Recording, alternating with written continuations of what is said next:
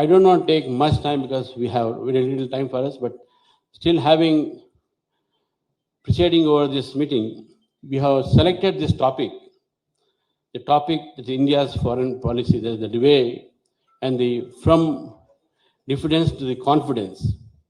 This topic we have selected because before 2014, when Sri Narendra Modi ji came to power, India was not treated as a developed or a developed nation, or India was not getting its respect, due respect in the global politics or the global arena. And there were some neighbors of us who were getting the most favored nation status with many countries like America and other countries. But after Narendra Modi came, the decolonization is being taken place. Firstly, the foreign policy which we have seen several times that wherever the crisis in the world takes place, Indians are safely brought to India, and that is one of the greatest victory of India's diplomacy. Today, Pakistan has been isolated in the world. That is where we have again succeeded.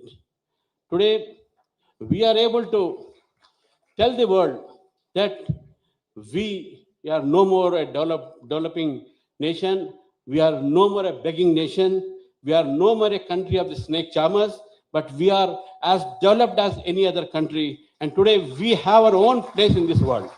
And that is because of the people like Dr. Jaishankar ji who have influenced our foreign policy. And we are proud of our leaders who are in such places and making India proud and making every Indian proud. I remember that earlier in those days, when people used to go abroad, we used to call them brain drain. But now, brain drain is not brain drain, but it's a matter of pride for the country that today in the world, people demand Indians. They want Indian technocrats, they want Indian doctors, they want Indian engineers. They have such faith in India. And lastly, I would like to say that how decolonization, how the mindset of the world has changed on India. Earlier, when ambassadors and visitors used to come to country, our leaders used to present them with Taj Mahal. But Taj Mahal is a mausoleum. It is a graveyard, basically, of a person. But after Narendra Modi came, our government, today we are giving them Bhagavad Gita. And that is a change of mind in the country. So therefore, friends, our guests are there who are going to give us many more information on that. The program, we have a very short program. First, Lakshmanji will just introduce a few lines, and then our guest of honor will speak, and then our chief guest will speak. There will be only 5 or 6 Q&A, and then we'll conclude the program. And once again, I apologize for the inconvenience caused to the guests. Thank you very much. I feel like something's coming. In 2024, your life and your business won't be the same anymore. A new technology that's going to change everything. Oh my God, we're not ready for this. Copilot. There's nothing it couldn't do. Amazing possibilities for your business. Breakthrough technologies at your fingertips. Outstanding results in a matter of seconds. The ultimate experience for your business. Copilot. Get now free at bitrix24.in.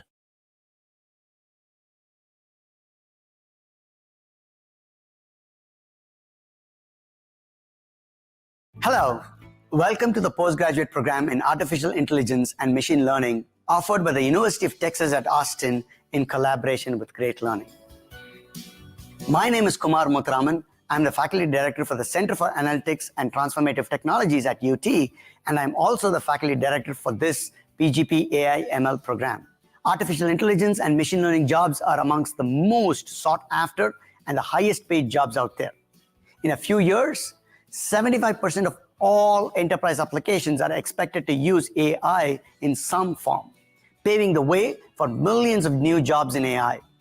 This highly ranked AI and ML program has been designed in conjunction with experienced industry professionals and top global faculty. A carefully designed curriculum, hands-on project-based learning, and innovative assisted learning methods ensure that you will have a great learning experience. You will learn Python, TensorFlow, Keras, and become more experienced with supervised and unsupervised learning techniques, as well as computer vision, deep learning, NLP, and other cutting-edge technologies. Our program will equip you with the skill sets required to become a machine learning and AI professional and succeed in this new digital economy. I look forward to seeing you in our program soon. Happy learning.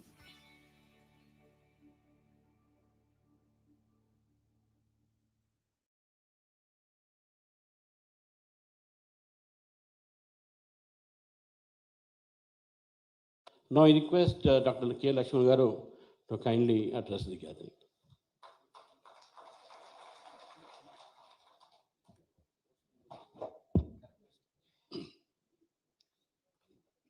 Convener of today's meeting, Sri N. Ramchandra Rao Garu,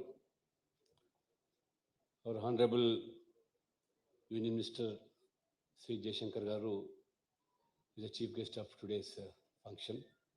Guest of honor Sri Jayaprakash Narayan Garu, other dignitaries, ladies and gentlemen, and media friends. ఈరోజు parliament ఎన్నికల సందడిలో నగరంలో ఉన్నటువంటి ప్రముఖులు, మేధావులు, విద్యావంతుల ఒక సమ్మేళనం. In fact we are all here to Jaishankar ji's foreign policy విషయంలో చాలా విషయాలు చెప్పడానికి వారు ముందుకొచ్చారు. ఒకసారి అందరం కూడా జరగబోతున్నటువంటి ఎన్నికలను దృష్టిలో పెట్టుకున్నట్టయితే ప్రధానమంత్రి మోడీ గారు ఒక ప్రగతి నివేదిక ప్రజల ముందు పెట్టి తిరిగి ప్రజాస్వామికంగా మరి ప్రజలను అపీల్ చేస్తూ ఉన్నప్పుడు 10 years ఆఫ్ పర్ఫార్మెన్స్ మోడీజీస్ గవర్నమెంట్, ఒకవైపు డెవలప్మెంటు, వెల్ఫేర్, ఈ 10 yearsలో తీసుకున్నటువంటి historical decisions, right from abolition of 370 article, Muslim women triple talaq, and 33% women reservations, and finally 500 సంవత్సరాల సుదీర్ఘ సంఘర్షణ తర్వాత రాముడు జన్మించినటువంటి అయోధ్యలో నిర్మితమైన రామ మందిరం.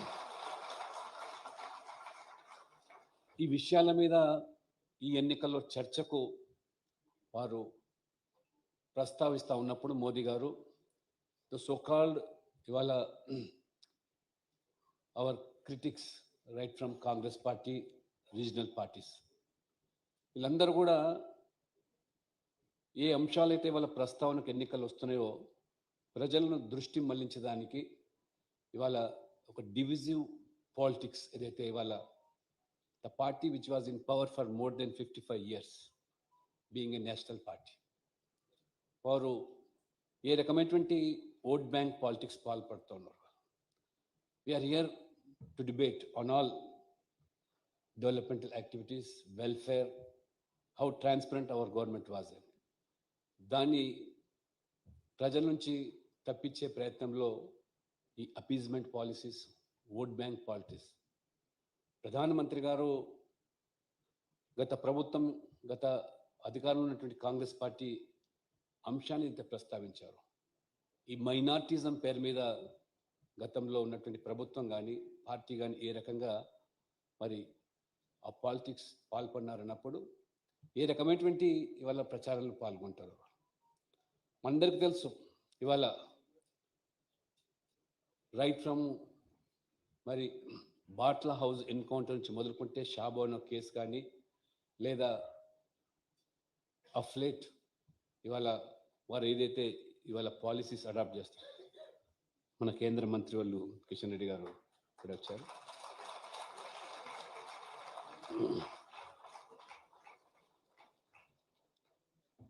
కాబట్టి ఇవాళ మోదీ గారు స్ట్రాంగ్లీ బిలీవ్స్ ఇవాళ ఒక 4 కులాల మాత్రమే ఈ దేశంలో ఉన్నాయని. ఒకటి యువకులము, రెండవది మహిళ, మూడవది రైతులు, నాలుగవది పేదరికం. ఈ వర్గాల యొక్క వెల్ఫేర్ కోసము, అభ్యున్నతి కోసం వారు పాటుపడుతున్నప్పుడు ఈ రకంగా వాళ్ళ ఎజెండా లేకుండా ప్రజలు తప్పుదో పట్టించే ప్రయత్నం చేస్తున్నారో, అందుకనే ప్రజలు అప్రమత్తంగా ఉండాల్సిన బాధ్యత మన మీద ఉన్నది. కావున ఈ 10 yearsలో 34 lakh crores ఇవాళ ఏ రకంగా పేద ప్రజల బ్యాంక్ అకౌంట్స్లోకి వెల్ఫేర్ పేరు మీద ఇవాళ అందజేశారు. Without any single rupee cut, మధ్య దళారీ లేకుండా, దళారీ వ్యవస్థ లేకుండా. రాజీవ్ గాంధీ ప్రధానమంత్రిగా ఉన్నప్పుడు వారు స్వయంగా చెప్పారు, ఢిల్లీ నుంచి పేదల వెల్ఫేర్ కోసము, సంక్షేమం కోసం 100 రూపాయలు పంపిస్తే 15 రూపాయలు పేదవాడి జేబులోకి వెళ్తుంది, 85 రూపాయలు దళారీ కాజేస్తూ ఉన్నాడు. That was the rule of Rajiv Gandhi. That was the Congress government performance, 85% commission. కాబట్టి చాలా విషయాలు ఇప్పుడు మన ముందుకు ప్రస్తావన వస్తున్నాయి. కాబట్టి డిజిటలైజేషన్ విషయంలో కానివ్వండి, లేదా ఏ రకంగా ఇవాళ మరి India stands one of the largest manufacturers mobile phones. ఒకప్పుడు 90% మనం ఇంపోర్ట్ చేసుకునేది.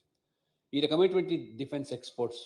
కాబట్టి చాలా విషయాలు ఇవాళ ప్రజల ముందు ఆ యొక్క ప్రస్తావన తీసుకొస్తున్నప్పుడు అది తప్పించి, లేదా ఇవాళ కులము, మతము, ప్రాంతము, భాష పేరు మీద ప్రజలను విడదీసి ఓటు కోసం పోతున్నటువంటి పార్టీల పట్ల అప్రమత్తంగా ఉండాలని ఈ పుర ప్రముఖులు, మరి ఈ జరుగుతున్న ఎన్నికలు ఇది దేశం కోసం జరుగుతున్న ఎన్నికలు.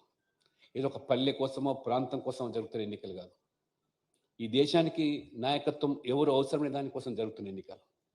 అందుకని ఇవాళ నరేంద్ర మోడీ గారి యొక్క 10 years పర్ఫార్మెన్స్ చూసిన తర్వాత మొత్తం దేశవ్యాప్తంగా కూడా ప్రజలు 3వసారి మోదీ గారు ప్రధానమంత్రి కావాలని కోరుతున్నారు. కాబట్టి ప్రధానమంత్రి మోదీ గారికి సరితూగే వ్యక్తి ఎవరు లేరు. కాబట్టి ఈ రకమైనటువంటి మరి రాజకీయాలకు పాటుపడుతున్నప్పుడు దేశం కోసం మీరు కూడా స్పందించాలని, దేశ హితం కోసం మీరు ఆలోచన చేయాలని, ఇలా మన బిడ్డల భవిష్యత్తు కోసం ఇవాళ ఆలోచన చేసేటువంటి మోదీ గారు, వారు జీవితం అంతా కూడా దేశానికి సమర్పితమైన వ్యక్తి.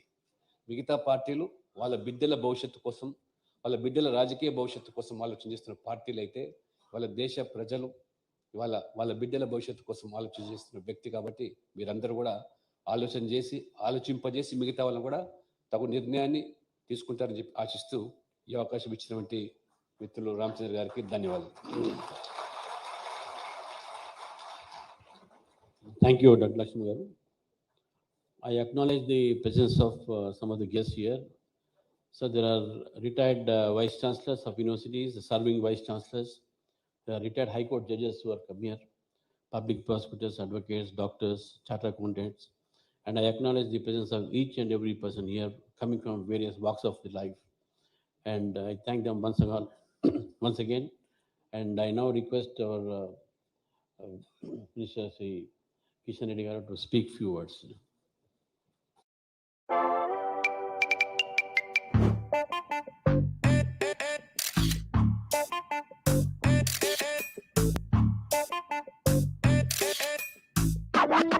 If it's on your mind, you'll get it here. The Godrej Interior Summer Vibe Sale. Pick from the widest range of furniture.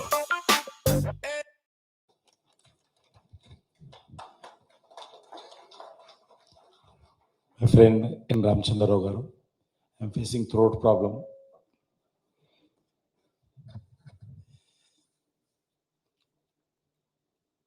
Respected Dr.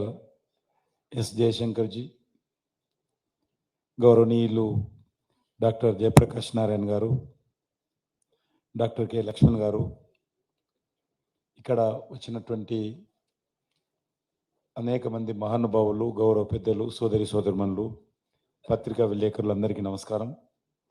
మనమందరం ఇక్కడ వచ్చింది పెద్దలు జయశంకర్ గారి యొక్క సందేశం వినాలని.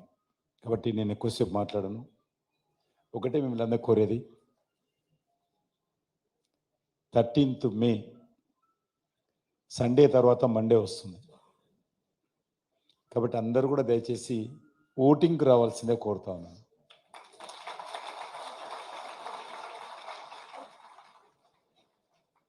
తప్పకుండా ఓటింగ్ జరగాలి. మన కోయంబత్తూరులో అక్కడ మా కౌంటర్ పార్ట్ అన్నమలై పోటీ చేశాడు.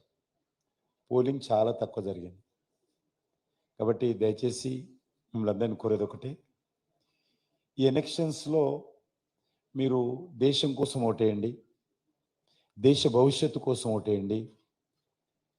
దేశ భద్రత కోసం ఓటేయండి, మన భవిష్యత్తు కోసం ఓటేయండి, మన పిల్లల భవిష్యత్తు కోసం ఓటేయండి, దేశం డెవలప్మెంట్ కోసం ఓటేయండి, దేశంలో ఉగ్రవాదం మళ్ళీ తిరిగి రాకుండా ఉండాలని ఓటు వేయండి, దేశంలో అవినీతి కుంభకోణాలు జరగకుండా ఓటు వేయండి, దేశంలో కుటుంబ పాలన వ్యతిరేకంగా ఓటేయండి, దేశంలో జాతీయ రహదారుల అభివృద్ధి కోసం ఓటేయండి, దేశ గౌరవాన్ని పెంచే విధంగా ఓటేయండి, సనాతన హిందూ ధర్మాన్ని పరిరక్షించడం కోసం ఓటేయండి. కాబట్టి ఈ రెండు విషయాలు చెప్తూ తప్పకుండా 13వ తేదీ మీరు ఒకవేళ సెకండ్ సాటర్డే సండే ఎక్కడైనా పోయినా కూడా సండే ఈవినింగ్ ఇంటికి చేరుకోండి, ఎక్కడ ఎవరిని కూడా. మండే మార్నింగ్ పోలింగ్ బూత్కి వచ్చి ఓటు వేయాల్సిందిగా నేను ఈ సందర్భంగా మిమ్మల్ని ప్రార్థిస్తూ సెలవు తీసుకుంటున్నాను. జై Hind.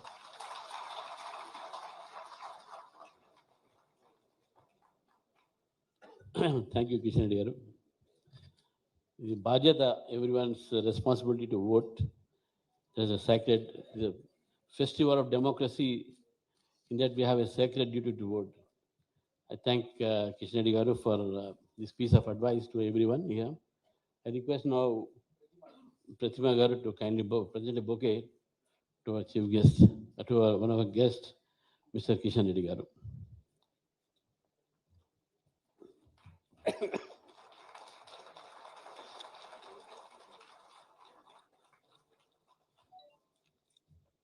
Now I request Dr. Jayaprakash Narayan garu to kindly address us.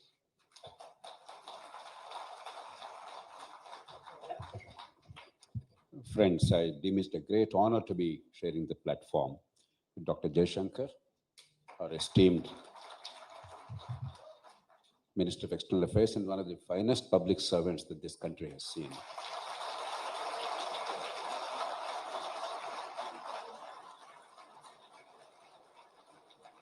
My dear friend and roommate in the assembly, Shri Kishan Reddy garu, Dr. Lakshman, and Shri Ramchandra garu, and all of you. As Kishan Reddy garu said, this is the occasion for us to listen from a master diplomat. So it's not for us to speak much. I'll be brief, I'll make only 3 points. I remember meeting with Dr. Jaishankar for the first time in Delhi in a conference where on 2 different occasions, in one panel he was speaking, another panel I was addressing. By the time he demitted office as Foreign Secretary, it was just a few months after Doklam. And from a distance, without knowing what was happening on a day-to-day basis, we all could discern the role of the Foreign Secretary in safeguarding India's interests in a very complex situation. As they say, you can choose your friends, but you cannot choose your neighbors. We have a strong and powerful neighbor, full of ambition, energy, and sometimes adventurism, very united, with 5,000 years of history and civilization just like ours. And therefore, standing up in defense of our interests without allowing the tension to degenerate into conflict. It was a remarkable triumph.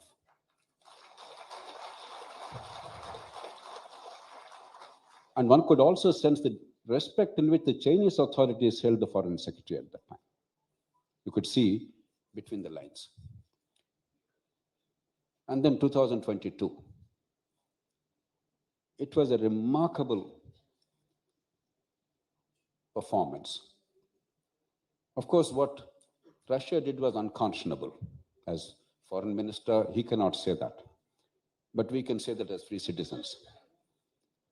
But we cannot take a moralistic stand and deny ourselves and the rest of the world the opportunity to buy oil, a vital commodity today.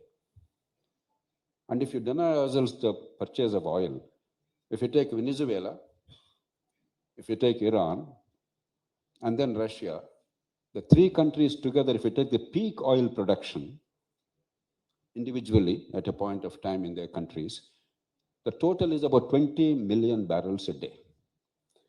Now, if the world is denied 20 million barrels a day, it's absurd. Oil price would have been $200 a barrel. So Dr. Jaishankar, along with Chinese counterparts, in this case we were together, he actually saved the world economy. Many people may not realize it. Not only did we save a few $1 billion by allowing the Russian production being available to the whole world's economy, we actually saved the world. The Western world, I think eventually they understood, but like any society under duress, they were emotional initially, they didn't think through the consequences. We salute you for your accomplishment, for your defense of India's interests. Long years ago, when I was a college kid, I remember reading a novel. I don't know if Dr. Jaishankar, you read it. Alan Drury's book, Advice and Consent. The height of the Cold War. It was a masterly book. There was a character of an Indian diplomat in that book, Krishna Khalil, a caricature of diplomacy in those days. A lot of sermonizing without any substance, an incapacity to defend national interest or act in a pragmatic manner in pursuit of our own goals, and generally becoming a bit of a nuisance to the rest of the world. I'm sure it was a caricature, but that was the image of Indian diplomacy in the world. Thanks to you and a series of exceptional diplomats and leaders in this country, we now have become a very sensible country with a robust foreign policy, a country that can defend its interests without undermining global values, a country that can be trusted by the rest of the world and yet be respected for its defense of its own interests. Now, Dr. Jaishankar and his colleagues and the political leadership is doing a lot and can do a lot to enhance our image globally and to protect our interests. But at the end of the day, it is our internal strength that makes our national power. No matter how wonderful our diplomats are, or even how strong our military is, that doesn't make a nation great. We're in the 21st century. At the end of the day, it's the strength of the economy, our productive sectors of the economy. It is the stability in our politics. It's the cohesion in our society. It is the sense of purpose that the whole country is endowed with. That shapes a nation's destiny. That shapes the global perception of our power. Let's not mistake that. Now, in that context, time and again, Indians have proved, and I think Dr. Jaishankar has been foremost in articulating this point of view, when much of the rest of the world, out of misconception or deliberate misleading canards, is spreading a rumor that Indian democracy is in difficulties. He has been saying, and we must let it be known widely, our democracy is real and robust.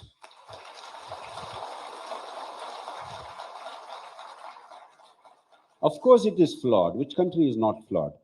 We are dealing with a country called the United States, where a candidate who lost robustly in the last election, 2020, is claiming that he won, and a significant section of that country believes that he won. So how can you say that a democracy can be flawless? Of course, a democracy is by nature flawed. It's a very difficult system, but we're a real and robust democracy. Make no mistake about that. If those in India, some people spread this idea, or those in the world that a democracy is in trouble, they ought to have their heads examined. Now, we have a fundamental battle today. It's not merely about who wins this election. There is a fundamental battle of ideas. It's a defining election for this reason. And I suspect for the next 10, 15 years, until India reaches a level of prosperity and enough people come out of the mire of poverty, we have these dangers. Are we going to pursue economic growth, infrastructure,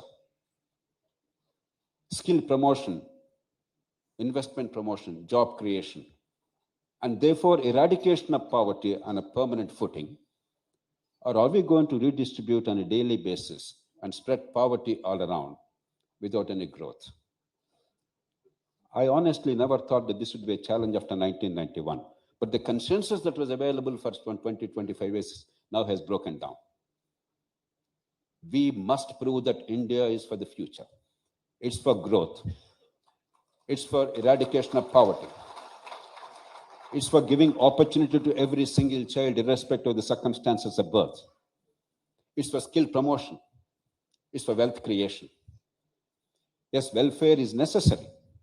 Those in difficulties, those falling into the cracks, we need to help ourselves. And we are doing it, we will do it more as a society and as a state. But welfare alone does not constitute all governance. It's a tragedy. It's a disaster if you think welfare is governance. There has to be a growth perception. There has to be an opportunity for every single child. There has to be a desire to eliminate avoidable suffering for every single person and family. I think that is the goal that we should pursue. One last word I cannot resist because Dr. Jaishankar is here. You know it fully well, I just want to state it for the record. When I hear even prominent channels, respected channels, whom I as a child revered, BBC for instance, or others, Hindu Nationalist Party, or India is becoming religious fundamentalist and all that. I want a message to go, I'm sure it's going from you, but much more loudly and aggressively. If religion is taking us backwards, if it is obscurantist, if religion is saying women should be subjugated, they should have no reproductive rights, property rights, or marriage rights, they're subordinate, then we should oppose that religiosity. But today, whatever tradition is injected into the political discourse, it is to modernize our society and give women rights in every full measure. If religion is perpetuating caste system and inequality by birth and saying some people are superior by birth, which was unfortunately a part of our tradition, then we should reject that. But if religion is saying the subalterns must rise, birth must not limit your future, everybody must have an opportunity in wealth creation, in skill promotion, in political leadership, in social participation, then religious discourse of that kind in politics is actually modernizing our society, modernizing our economy. I am an agnostic. I do not know if there's a God. I have a bit like India's former foreign policy of mutual non-interference. Of course, it still is a policy, but the non-interference. Now, I think in dealing with God, as long as God doesn't bother about me, I don't bother about God, and there'll just be mutual non-interference. But if religion is modernizing society, giving women rights of equality, elevating every single human being in this society irrespective of birth, that religion I happily embrace. The West must know if indeed there is something called religion, because ours is not really religion, it's a way of life. If Charvaka is a part of Hindu pantheon of saints, Charvaka, who was avowedly a godless man, if every single thought in the world has been embraced, if Satyam Ekat and Vipra Bahuda Vadanti is our catchphrase, this is not really religion. But even if you think it's a religion, if that religion is modernizing our society, I don't see what is the problem. I think the West has missed that point. The Western media has missed that point. You're articulating it, but please say it as loudly as you can. Thank you once again, and thank you for sparing your time, for being here. And on behalf of citizens of Hyderabad and the state, we welcome you. Thank you, sir. Thank you for your wonderful message to the audience here. In fact, before our chief guest speaks, I request all the guests to put your mobile phones in the silent mode. Sir, I'm just provoked to narrate a small speech of Mr. Narendra Modi. He said in Bhopal once, because that came for discussion in our house when I was MLC with regard to the Muslim reservation.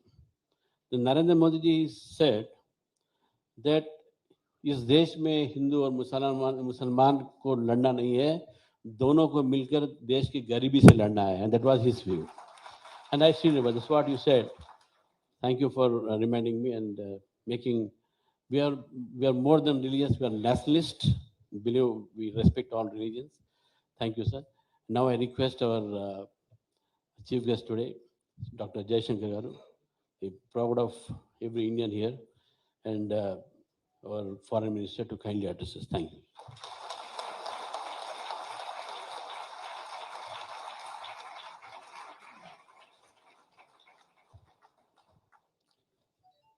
My ministerial colleague, Sri Krishan Reddy Garu, my parliament colleague, Dr. Lakshman Garu, our guest of honor, Sri Jayaprakash Narayan Garu, Sri Ramachandra Garu, dear friends.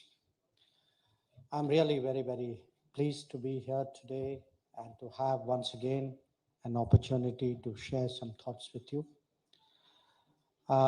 Before I speak about the topic, which is how foreign policy, the India way, has moved from diffidence to confidence, I want to remind you all, which you know already, that today is Hanuman Jayanti. And I say this because I regard Lord Hanuman as the greatest diplomat of all times. So for me, each one of us visualizes him. I mean, for all of us, he is the ultimate Ram Bhakt.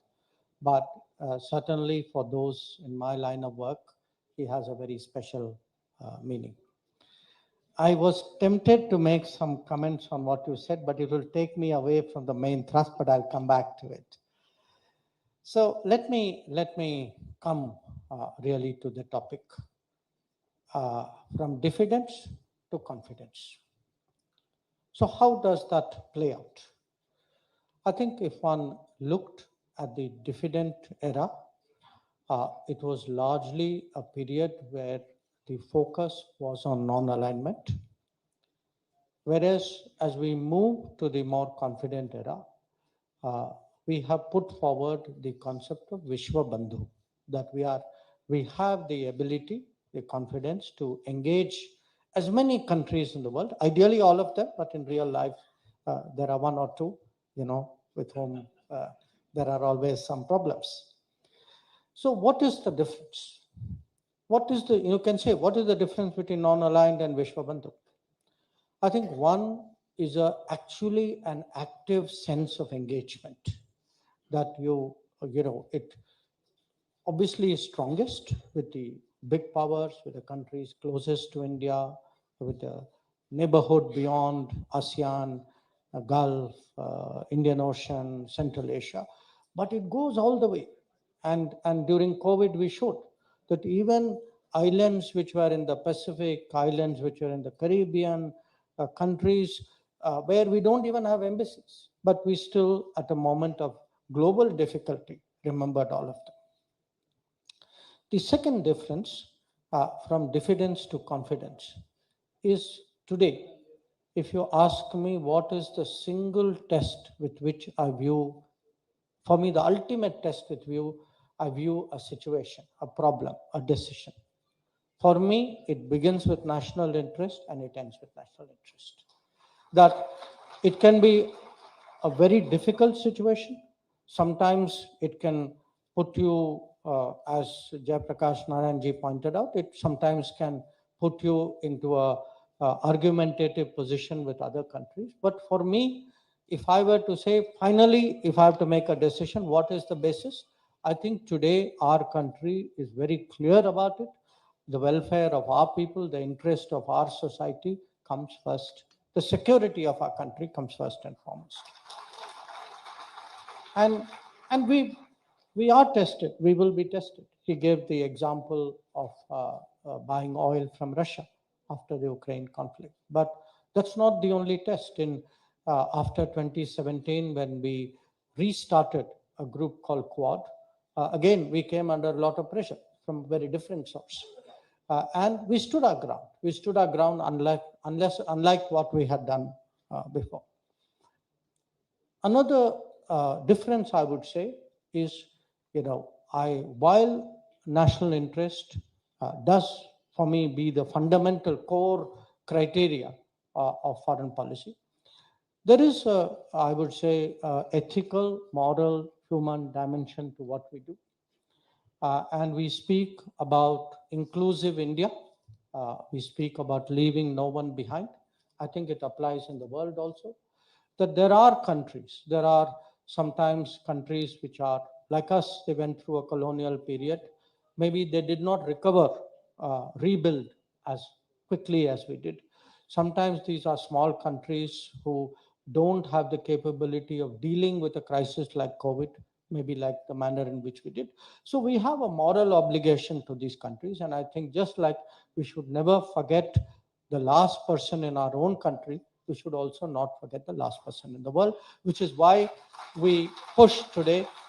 Today, when we say this era of confidence, we are a voice of the global south. The global south, which is about 125 countries in the world, these countries trust India to take up their cause, their positions in the world. Now, there are other examples I can give you of confidence. One is, frankly, how to defend your borders more strongly, because we have challenges on our border. And the key to defending our borders is not to just posture in public. It requires a lot of homework. It requires building the infrastructure. It requires supporting the military. It requires creating systems which will respond whenever the border is under threat. An equally strong example I can give you is of countering terrorism. I will come to that in more detail. But the fact is, the defensive era, we accepted terrorism. Defensive era, we were angry, but we said finally, after Mumbai, the national security advisor of the previous UPA government wrote, we sat, we debated, we considered all the options. Then we decided to do nothing. Okay. We decided to do nothing, and the justification was we felt the cost of attacking Pakistan was more than the cost of not attacking Pakistan. Okay. So I leave you to judge. So, but there is still another aspect, and that is how to use foreign policy for national development.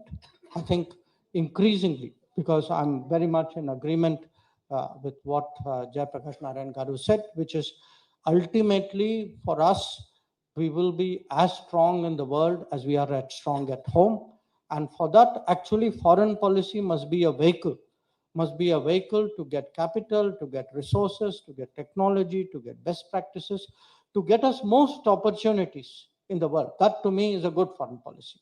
So when we speak about moving from an era of diffidence to an era of confidence, these are some of the aspects which I want to put before you. Now, you are listening to me and you are asking yourself, but this is very obvious. We must have always done this. Sadly, I have to tell you no. Okay. Now, I'm not saying this because I am trying to make my talk interesting. I actually want you to reflect on our own record of previous years. And why is it that in the past, when very difficult tests came, why is it that we didn't see it coming, we didn't prepare for it? When it came, we didn't respond to it strongly.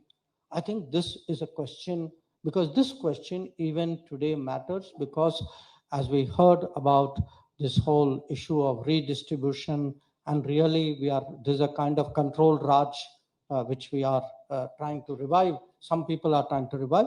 The past has not gone away. The past is there. It is in the form of one particular political party particularly, but it is there and we must be aware of it. So let us look what was our record. Okay. So when we look at foreign policy, I think it's no secret, probably today, but I would argue not just today, for many, many years, our biggest challenge has been China. It has been China. We at times pretended it was not. We looked away, we rationalized it, we justified it. But the reality was actually from the very start, it's been actually the biggest challenge for us. Now, I want some of you to appreciate This is not something which we are realizing now. In 1950, in 1947, we became independent. 1949, there was a revolution in China. Communist Party came to power, and the Chinese PLA moved into Tibet. In 1950, one of the last things which Sardar Patel did was he wrote a letter to Nehru. Sardar Patel told Nehru, saying, I'm seeing all this analysis about China, how we are both Asian countries, we are going to be great friends. I am very worried. I actually think that today, for the first time in India's history, we are facing a two-front threat. And that we keep saying things to them that we are friends. I'm not sure they think in the same way. So I am cautioning you. This is Sardar Patel actually about less than 2 months before he passed away. The reply from Nehru was, no, you are very suspicious. He doesn't say you don't understand foreign policy, but that's... And then he says, it is inconceivable. It is inconceivable that the Chinese would ever cross the Himalayas and attack us. 12 years later, what he said was inconceivable happened. Now, why do I say this to you? I'm not fault finding. I am trying to make us all understand. When we look at the world, here was Sardar Patel, a very, very practical man, very grounded, very much with a feel for what life is about.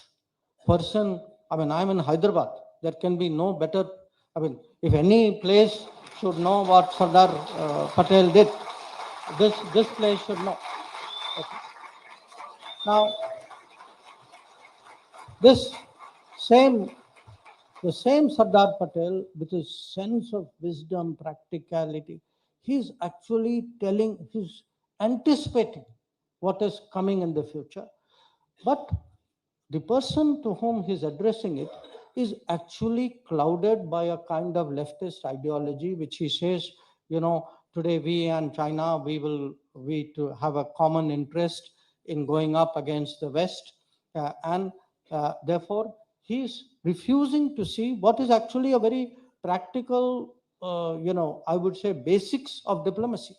In diplomacy, every country has to be careful about its neighbors. And when you have two neighbors with whom you have potential or actual problems, those two neighbors will also get together. That is also very practical. You don't need a PhD in diplomacy to understand this. But yet, that is what happened. Now, I fast forward you from 1950 to 1962. Now the Chinese have attacked. What is inconceivable has happened. They have come down in Arunachal Pradesh. This is when Nehru has said goodbye to Assam and Northeast. And then he writes a letter to President John Kennedy of America. That letter is a public letter. Any of you can Google it, you can find it in the record. In that letter, he asked for assistance. It was the right thing to do. Then he says there, but I'm hesitant how much to ask you, because I don't know how it will look in front of other people. Country is under attack. Okay, Chinese have come down Arunachal Pradesh. You are actually saying bye-bye Assam. And then you are saying, but I don't know how I will look in front of other people. Just think today. Because when I said, if you put your country's interest first, that is the one and only criteria by which crucial judgment should be made. Would you have said, I am under attack, but I don't know how I will look to other people, so only give me half of what I really need? Does this, what does it say? Now, some years before this how do I look in front of other people actually came in another context. There was a big debate at that time about UN Security Council. Okay? Even today, It's still a live issue. All of you know that. At that time, some countries offered India a seat because the seat at that time, China's seat, was occupied by Taiwan. So many countries felt they didn't want People's Republic of China to occupy that. So they offered the seat to India. Now, our response at that time was, yes, we have such an offer, but first China should get its seat. After that, we will see what we have to do. Now, in case you think I'm not saying the truth, the source of this is Jawaharlal Nehru. He has written a letter to the chief ministers of all states. It's in his letters to the chief minister. So today, just imagine, we are talking of India first policy. He's saying China first in the UN. India follows after that. So not putting, when we say an era of diffidence, an era of diffidence is not just an era of diffidence. It is an era actually where we don't have clarity about our own national interests. That we somewhere we mix a certain ideological outlook, belief in what should be our contribution to the world, which is I will also, we also do many good things for the world. But that cannot be at the cost of our national security. It cannot be at the cost of our national interest. For us, that is why India first, Bharat first, and Vasudhaiva Kutumbakam are two sides of the same coin, but we should never allow Bharat first to be compromised. Now, I've given you 3 examples on China. So let me switch to the other, the other side. So now, our problem started right at the beginning. So the first year problem, and again, it's very interesting. This also goes back to Nehru and Patel. That if you see, Patel opposed our going to the United Nations on the Kashmir issue. And again, it's a very practical, he actually says, do not put yourself at the, at the judgment of other countries who have an interest in this matter. So disregarding that, we went to the United Nations, and you all know what happened after that. So when we today, as you know, today, there's a lot of interest about Pakistan occupied Kashmir. But we should not forget, how did the problem originate in the first place? Why, at what point of time, why did the Indian Army not complete its recovery operations? Why did we put ourselves under international pressure? Because that international pressure, which we opened the door for ourselves, continued from 1947 all the way till Article 370 was dealt with. Please understand the importance of what we did with Article 370. We have remedied, we have corrected an enormous mistake that we had made in 1947. And we created a lobby. We created a vote bank lobby. We created a Kashmiri lobby. There were people who were arbitraging that what was, you spoke about telling the Western press. I would show to everybody in the Western press one page of the Constitution. It says temporary provision. Do you know the word temporary in English language? It comes to an end. That is the meaning of the word temporary. But, there's nobody so blind as those who don't want to see. So if you look at the 370 issue, here again, the earlier era, that somewhere, we must trust the world, we will go to other people, there are wiser people out there, we must subject our national interest to them. That is, now, Kashmir was one example. A second example actually, and again, it has taken this government Narendra Modi's government in this tenure to correct that mistake also. This is the Nehru-Liaquat Pact of 1950. Pakistan partition has happened. We can see the violence of the partition. How many people were killed during partition? And yet, we conclude an agreement with Pakistan that you will treat your minorities well and I will treat my minorities well, and this is an agreement between us. If he treated his minorities well, there would have been no partition in the first place. No, he went into partition with a mindset of not treating people of other faith well. Now, see the result of that. I mean, look at the dramatic decrease in the minority numbers there. So we finally were left with this situation where you had minorities in our neighborhood, which is actually a post-partition problem, whose only logical place to go is India. Where else would they go? And yet, when we do something very natural, very logical, we are actually correcting a mistake which we had made 75 years ago. It is made out as though, what kind of mindset have you people brought to bear on this? I'm giving people rights. I'm not taking away anybody's rights. I've not denied citizenship to anybody. I'm telling people who have no other place to go that at least please come here and I will try my best. I will fast track and do whatever I can to help you. So this story can go on and on. I've given you a China version. I've given you a Pakistan example. Let me speak a little bit about the United States. Okay. Because now you will ask, saying, how many things can you get wrong? You got China wrong, you got Pakistan wrong. Oh. Again, history is very interesting. Coming here to this hall, I saw this big statue of Dr. Ambedkar. Now, I don't know how many of you know that when Dr. Ambedkar resigned from the cabinet, he actually gave two speeches. One speech he gave in the parliament, one speech he gave outside the parliament.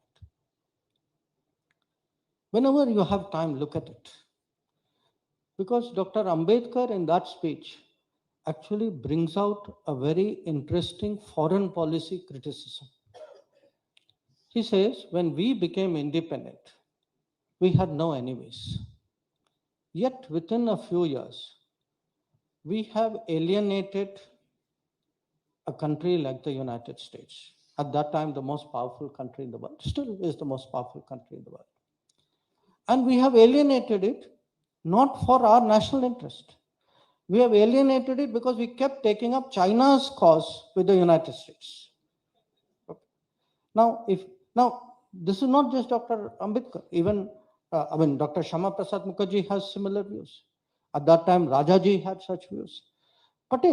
Sardar Patel again, he speaks about how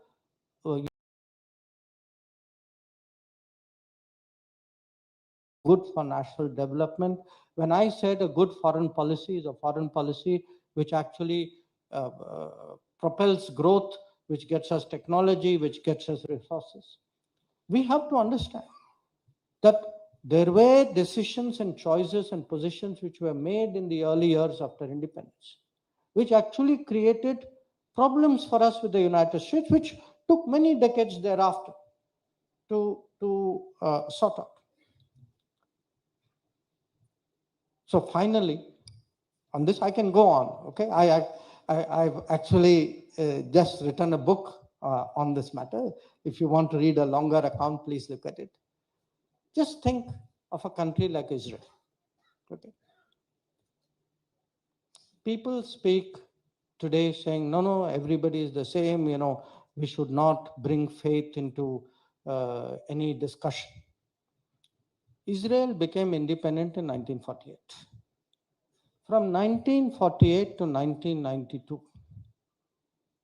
we chose not to have an ambassador and an embassy in Israel. Why? Now, From 1992, we had an embassy. From 1992 till 2017, when Narendra Modi went to Israel, no Prime Minister of India ever visited Israel. Think about it. Think about it and then tell me that faith has no influence on our policy. What is this? Is this not vote bank? So forget domestic politics. I'm telling you my field. I'm telling you my field where critical decisions were actually made. Keeping in mind, I mean, today, the issues which are coming up for debate are not new issues. They are actually an honest description of people's record over the last 75 years. A record which is not only in domestic politics, which is not only in politics, which is actually much, which is almost for them part of their mindset and part of their ideology. And when we speak about ideology, the point with Jayaprakash Narayanji made, that you would have thought after the years of socialism, license Raj, control Raj, the crisis of 1991-92, all the effort, the challenges we had in doing this reform, you would think after this you don't want to do it again. But again, now they want to do it. So think today the role actually of this, how much vichardhara actually shapes thinking. And when we speak about diffidence to confidence, the change is actually not just, somebody is strong, all that is there. It is actually a different mindset. It is the change in the mindset today which is making us act, think, behave, stand very differently. Now, a lot of that happened after 2014. But I will give you one example which happened even before 2014. Even that is relevant to what I'm saying. For many years, we prepared a nuclear option. In that era of diffidence, I mean, generally people say that, after all, we carried out our first nuclear test in 1974. Okay. But for almost 25 years after that, that diffidence did not allow us to make nuclear weapons. What did it take? It took a different government. It is not an accident that it was Atalji's government, NDA 1, which actually had the courage to take what was an option. It was ready to go. But the political leadership was not ready to go. The scientists were ready to go. So the difference has been really, what does it, when you change the mindset, the beliefs, the worldview, this is really today what is making us confident, what is making us Atmanirbhar, what is actually preparing us for the Amrit Kal and the 25-year journey ahead. Now, many things have changed in these 10 years. And it is those changes which I would say underline what are the different aspects of confidence. One, of course, is the economy. Because if the crisis of 1991-92 showed us, if the economy is bad, if the economy is crumbling, then best diplomacy, best military cannot save. I mean, we saw what happened to the Soviet Union. Now, 10 years ago, we were among what was called the fragile 5 economies, which was the world opinion was, if there's going to be a problem anywhere in the world, it will be among these 5. From fragile 5, we have today moved to 5th, and by all accounts, we will be moving very soon to the 3rd.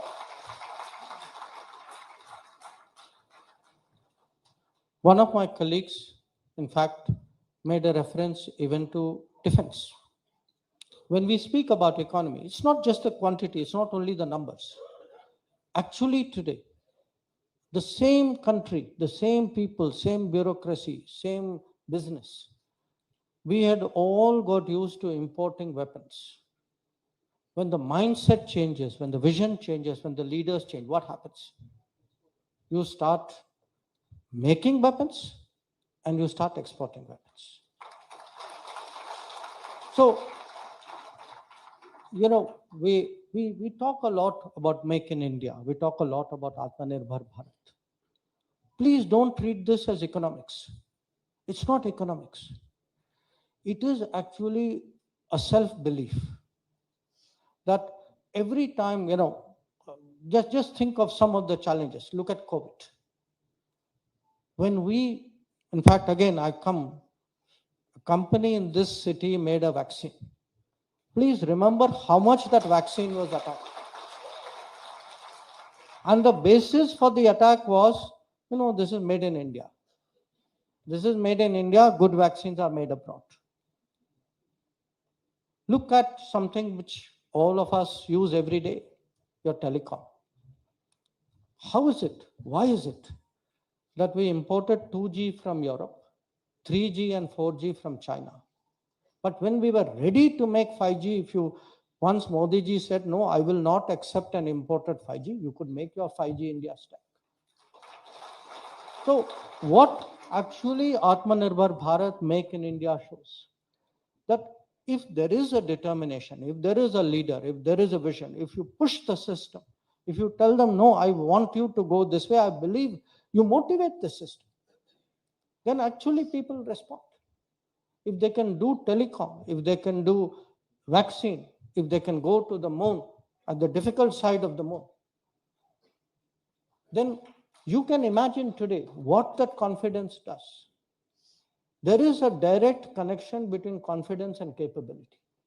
The capability may be there, but if you do not have the confidence, if you are diffident, that capability will never ever express itself. So when we say today that we are looking at Amrit Kal, we are looking at Viksit Bharat, you need first of all that confidence to go on that Viksit Bharat journey. Without that confidence, if we do not believe in Viksit Bharat, if we are not willing to push ourselves in that direction, we will never be able to make that journey. But fortunately, I think today we have reached a position where that is the case. I spoke earlier about terrorism as a challenge. It is still a challenge. It's a very big challenge. And I think when we look at the last many decades, I can't think of any country in the world which has been impacted so deeply by terrorism as we have. Think, and sometimes, because something happened, we ourselves don't realize fully the gravity of it. Remember the day when the parliament was attacked. Okay, we remember it. But because the attack was not successful, we underestimate the seriousness of what could have happened. Suppose that attack had been successful. Suppose those people had actually got into parliament. Can you imagine what would have happened in our country? And then, can you think that our counter to terrorism policy was the cost of attacking Pakistan is less than the cost of not attacking Pakistan? So if you have such a persistent and open, in Western countries, sometimes they make out as though, are you really sure that these people came from Pakistan? These guys are living in Pakistani cities. They recruit with big billboards in that country. It is like www.terrorism.pk.something, So it's open. And yet we let it pass for so many years. So once we started doing Uri, we did Balakot, we started pressing them on terrorism. You can see today, and it took confidence, let me tell you. I was not in the government when Balakot happened. I was in the government when Uri happened. we moved from diffidence to confidence when we crossed that line of control. And we did it again when we crossed the boundary to go and hit Balakot. So now I'm talking of the neighborhood, but this is also a globalized world. We have, so many Indians. I think each one of us knows somebody, has relatives. We ourselves go out so often. So we have to prepare for those challenges as well. The fact is today, there are almost about 2 crore Indians who live, and Indian nationals, Indian passport holders, who live and work outside India. About 1.5 crore who are citizens of other countries, but with whom we have linkages. So here again, look at the responsibility that it gives to us. It's not a theoretical issue. We have seen it in COVID. We have seen it in conflicts in Ukraine. We saw it in Sudan. We saw it in Israel recently. How do we actually create systems? Because this much I can tell you, Modi ki guarantee doesn't stop at the borders of India. Modi ki guarantee is global.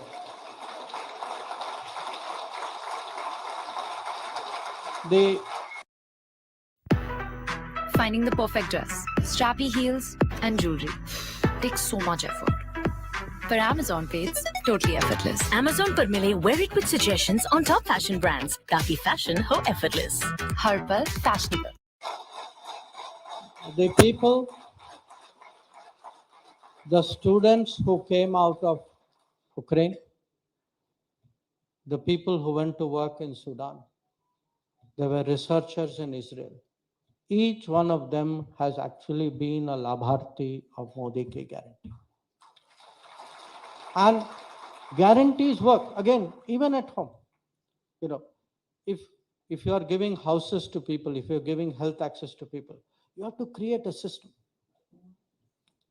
that, because this will, we have to prepare for a world where things can go wrong. It will go wrong statistically. And we have to have a continuous ability to respond, react at very, very short notice. And, to change government, some of us have worked in it.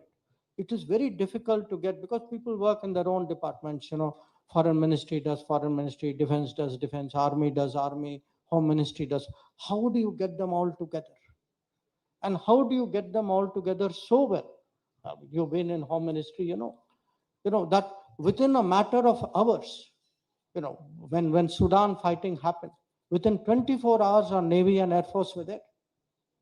So we have to, today, when we talk about confidence, it's not enough to just have a strong belief.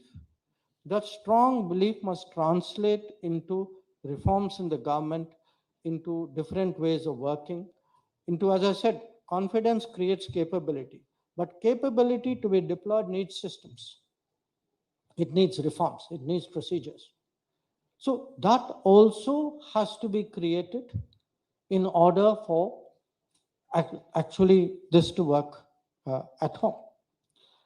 Now, this is a kind of a crisis situation. But in the world, in politics, every day there's a problem somewhere. Every day somebody's asking you for something, somebody's sometimes giving you something, so you're negotiating. But part of how Bharat rises is, how do we actually deal with other countries? How do we get over, as I said, the hesitations, the ideologies, how do we put national interests and do what we have to do to actually go forward? Now, I have spent a long part of my career dealing with the United States before I became a minister, before I became foreign secretary. Now, I can tell you, I've been through the difficult parts, difficult periods of our relationship. But if today things have changed, this too is an expression of that confidence. We deal with the United States much more confidently. than we used to deal before. And I give you two examples. I spoke about the COVID period. At that time, actually, the US had an embargo. US had said they had invoked one law that until all American demands are met, no American company can give anything to any foreign consumer. Now, when we spoke to our vaccine companies, and not just the final producer of the vaccine, but there's a whole chain out there. And we were a group of 4 or 5 ministers, but this exercise, the pharmaceutical minister, who is now the health minister, Mansukh Bhai Mandaviya-ji, and we sat and did video conferences. We actually saw that there was a whole supply chain which we would have to go and get unlocked. And this supply chain was basically an American supply chain. Now, here again, this was the confidence, which was, I had a prime minister who said, no, I am absolutely sure, go ask them, press them. And when you go there, I mean, he didn't say this, but he said, don't come back without the right answer. I mean, I got that message fairly clearly. And that, was finally what happened. That if you look at that period, yes, we were actually able to do two things. We were able to unlock the global supply chains because our persuasion, our diplomacy, our handling of other countries was very strong. And we in turn had a strong sense of obligation to the world, that if we benefited from global supply chain, we also had a moral obligation to support the rest of the world with vaccines. Now, I'm giving you a vaccine example, but I can give you, since we are speaking about defense, a defense example. Today, most countries have been very clearly told, you want to do defense business with India, you have to find a way of producing in India. Because I think the Prime Minister recently in one interview, somebody asked him in the case of some other company. He said, look, I have no problem people coming and setting up business.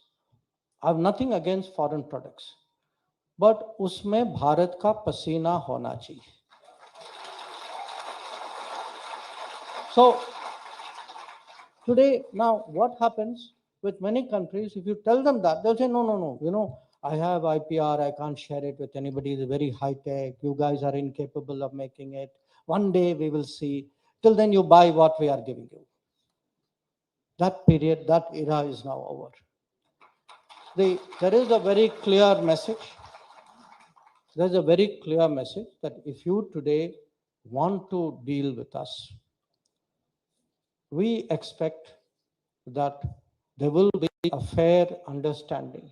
And that is, again, what a sense, it takes confidence to frankly negotiate toughly. And when the world sees that you're confident, let me tell you, the world is also very, very understanding.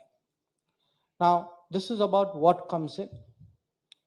But I think, Ramchandra Garu, you spoke about, you said there was an era of brain drain, and today it is a matter of pride. Yes, we have a lot of Indians going out. But again, I remind you, there's a responsibility which comes with it. Indians who go out should never be subjected to second-class treatment. This is a commitment that we have. That when they go out, we have to ensure that in that country, they get the right treatment, they get the right opportunities. So we have actually in the last few years negotiated with a number of particularly European countries, Australia, Japan, Malaysia. I think we are still negotiating with Malaysia. Mobility agreements, which ensure that when our skill, our talent go out, they are given exactly the treatment, again, the same rights and obligations. Now, one part of it is you have an agreement, okay, you expect people to honor it, and they do by and large. But there are many situations when, particularly if you are blue-collar workers, they go out, many of them sometimes don't know their rights. Now, again, as I said, we must have a system. Now, in the last 10 years, we actually created a fund to deal with the kind of problems where the person concerned doesn't have the resources. That a worker who goes to the Gulf, who has an accident, somebody passes away, somebody has some legal problems, they don't know how to sort it. In the last 10 years, 3.4 lakh people have actually used this. Because once there is a system and you tell them that there is a system, they are able to actually do this. So I'm really sharing with you very, very different examples. And I want you to understand today that whether it is in terms of our economy, there are countries who want to access our market, nothing wrong with it. But anybody who accesses our market must pay a cost for it. There must be something for us. As I said, Bharat first. That if there is some great product, we have to find ways. That's how countries grow. That's how economies mature. We have to make sure today, how do we leapfrog in technology? How do we use international collaborations? How do we, most of all, create employment in this country? Not just employment, with the passage of time, quality employment. How do we ensure those who go abroad are protected? Now, again, one debate which is unfolding is that of connectivity. And it's interesting today how much interest there is in being connected to India. That there is, during our G20 presidency, a number of countries, but particularly this was an initiative called IMEC through Saudi Arabia. They wanted to connect India to Europe. Russia and Iran also want a connectivity passage to Europe. In the East, countries like Vietnam, Cambodia, they want a passage through Myanmar to India. So there is today a lot of interest today in somehow accessing India, to connect to India, to work with India. And it is the combination of all of this. It is the combination of all of this. And as I said, the stature which Prime Minister personally commands. I mean, I see that because I travel with him often. So I've seen it over a period of time. That when people speak about what happened, with the G20, I mean, to be very honest with you, when we got our G20 chair presidency, it was on the 1st of December of the year before, 2022. I think most of the world said, I don't know where you guys got stuck, how this is going to happen. You are going to have a really difficult time managing this. And yet, actually, when the G20 summit met, within the first day, we were actually able to forge a consensus. And it's worth thinking why. Because when something happens, we think it's natural. It's not natural. Something happens behind the scenes. You are only seeing the final production. But behind the scenes, there is a lot of work. And the fact is, when the G20 met, there was a lot of respect in the rest of the world for the Prime Minister personally and for Modi's Bharat. And I think no country wanted to actually block what they knew was a very, very important outcome, not only for us, was important for the world as well. So in terms of what has changed, I will end with one last point. And that point, again, I come back to what some colleagues said. There are today only really two countries in the world in a major way who can be called civilizational powers. We are one of them. And our rise, when I say in the next few years, we will be the third largest economy, that when in Amrit Kal for sure, in terms of the size of the economy, we will cross 30 trillion. Goldman Sachs has made a lot of predictions. There's a lot of material out there. But it's not just about economics and numbers. At the end of the day, we are people.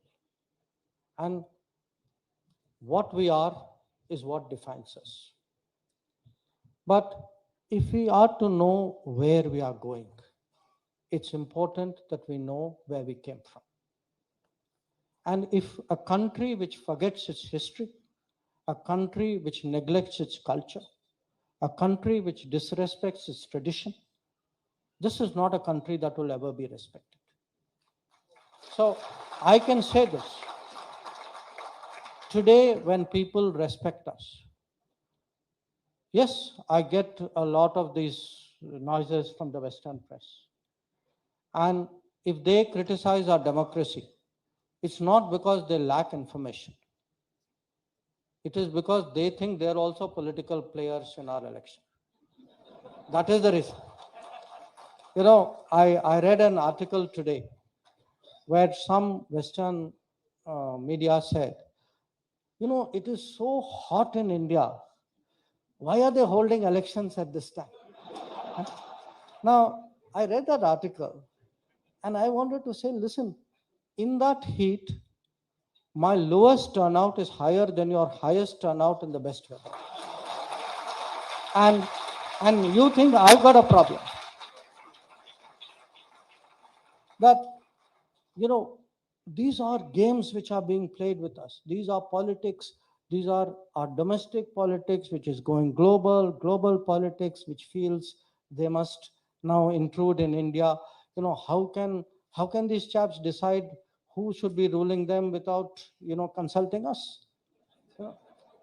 So they actually think they're part of our electorate. So I think it's time today that we disabuse them. And the best way that we do that, as I said, is by confidence. It is by confidence. It is by standing up to these kinds of attacks and criticisms and rankings and reports, you know, because they will question everything. You know, they will question your election system, your EVM, your election commission, as I said, even the weather, you know. And one complaint is, you know what, actually, just imagine BJP it's so unfair. BJP thinks it's going to win very big, you know. That, so, I mean, in a kind of way, today we are at a very important inflection point. The decisions we will be making are not just the decisions for the next 5 years. I think it will be giving our nation, our society, our coming generations a very, very big, this to me is a vote of confidence. It is the guarantee. The guarantee is an expression of confidence. It is an expression of confidence based on what we have delivered for the last 10 years. The manner in which we are regarded across the world in the last 10 years. The manner in which we are today preparing for the next 25 years.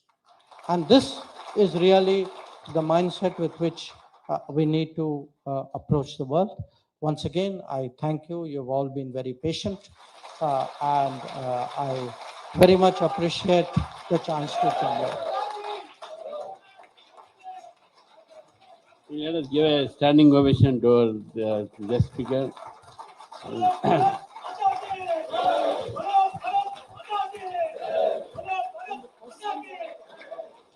Just meeting is not yet over. We'll just sit patiently for 5 or 6 minutes. Some 2-3 questions will be there.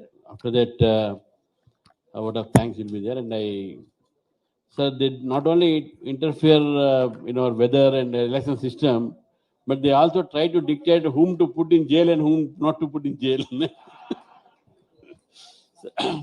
So before we start question answer, Mr. Abhishek and Mr. Naidu are going to present a small memento to our chief guest.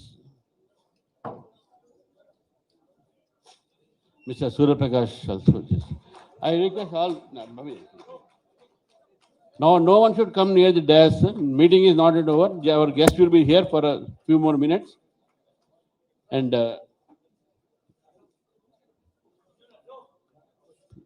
just one. Oh, Ramesh. Yeah. Some question, Mr. Jaishankar, former DGP, from retired DGP of a state of Andhra Pradesh. I request him to ask a question. Mike, Babu, there's a small mic. Yeah, okay, mic. Mic, hand mic.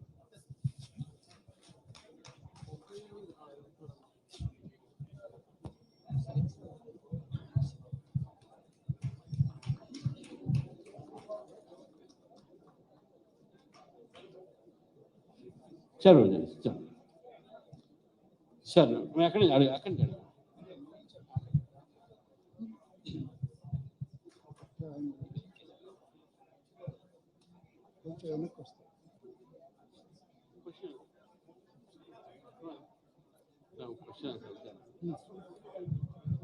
Question ఒకటి అడగండి For the, because of paucity of time, we have only one question here. Only one question, sir. Respected sir, I am Mr. Jayachandra, ex-Director General of Police. I have two small questions regarding the foreign policy in the neighborhood of India.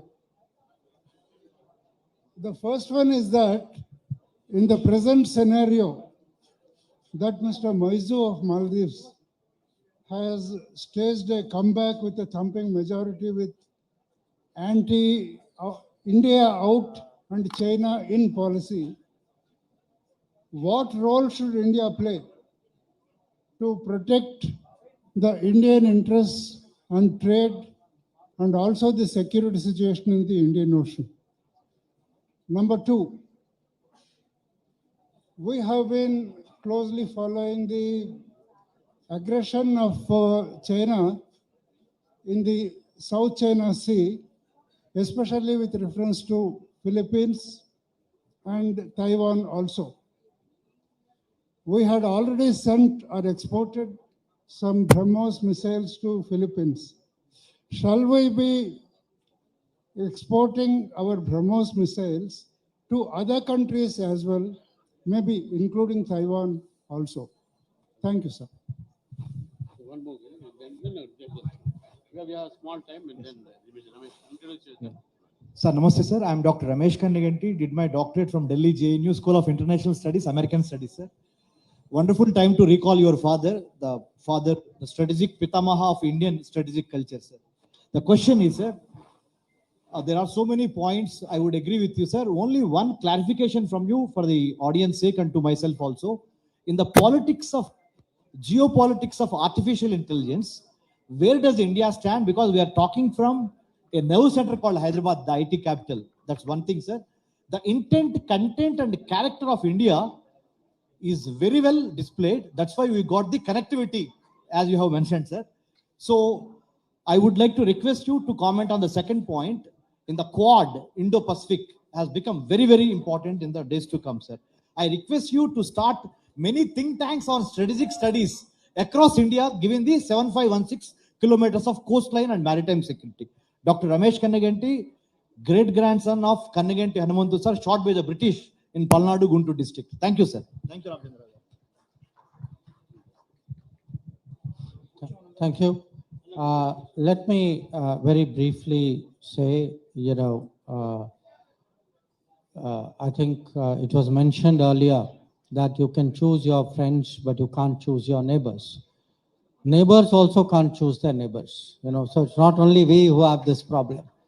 So the fact is, in our neighborhood, we have many neighbors.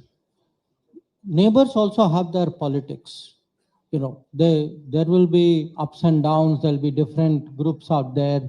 Sometimes in their politics, it is natural. We are the biggest neighbor. We will also become an issue in their politics. I think it's important to have a mature view of it. At the end of the day, let me tell you, there is economics at work, there's geography at work, there is history at work, there is people at work. I mean, if you look at any of our neighbors, if you see how many of them either do business with us or come for education, come for medical, these are all factors. So I would urge you not to be carried away by headlines. Sometimes in real life, things are much more sober and much more practical. And I think we will find answers in that. Secondly, on the BrahMos, I think this is a very good example today of how Make in India and defense has got us an important contract. But it's not just BrahMos, it would be other equipment as well. I think this is a new area that India is entering. It is one where, particularly from Prime Minister, Modi ji has been very strongly motivating our defense producers, saying, you know, we are good enough today to go out in the world. So I'm very confident that our defense exports will grow. And finally, on the AI, you know, I just want to say one thing. You know, what is AI? AI is to predict your thinking using your data, which you have made available, right? So one of the most important things is, where is your data going? Now, a big difference in the era of confidence as opposed to diffidence. Today, we are ensuring that Indian data is staying in India, that Indian data is not being used and accessed by people whose interests may be against our security out there.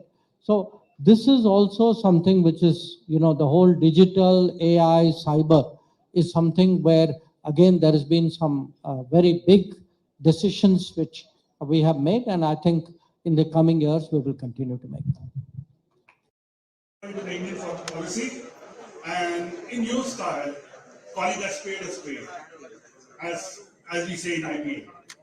Thanking the guest of honor, Sri Jaishankar Garu, thanking the Union Minister for Culture, Sri Kishan Reddy Garu, thanking the Honorable MP, Dr. Lakshmanji, and thanking, last but not the least, the founder of Forum for National Secret, and the Honorable Excellency Sri Ramchandra Rao Gaji. Thank you so much. Today's chief guest, Honorable Union Minister of External Affairs, Government of India, guest of honor, Sri Jayaprakash Narayan Garu, former IAS officer and founder of Lok Satta, and a crusader for the electoral reforms, and my friend and known to everyone here, Member of Parliament, Rajya Sabha, Dr. K. Lakshman Garu, soon our Union Minister for Tourism, Sri Kishan Reddy, will be joining us. Guests present